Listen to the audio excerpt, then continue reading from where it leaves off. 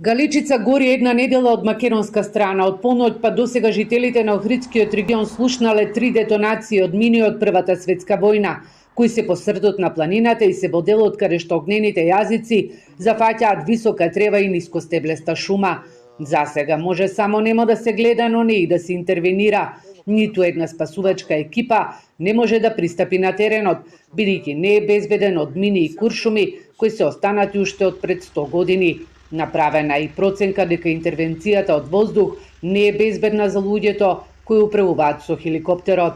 Леталото при гаснењето на пожар доаѓа на 20 на метри до земјата, односно самата сајла на која што виси справата, ведрото во кое што се е содржана водата, е долго 10 на метри, а хеликоптерот, за да биде поефикасен, доаѓа многу ниско, на 5-6 метри до 10 метри од самата точка каде што пожарот на земјата гори.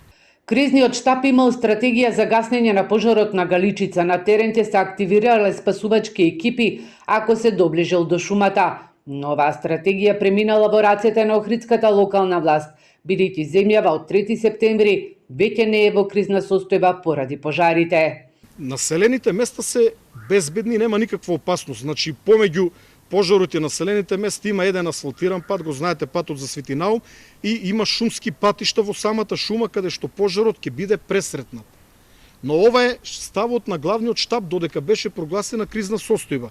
Јас верувам дека од прилика тој план ќе остане за локалната самоуправа и дека ќе се придржува до него. Во рок од 7 дена слушнати се најмалку 30 експлозии од мини и куршуми. Досега никој не го прочешлал теренот и ги исчистил експлозивните направи.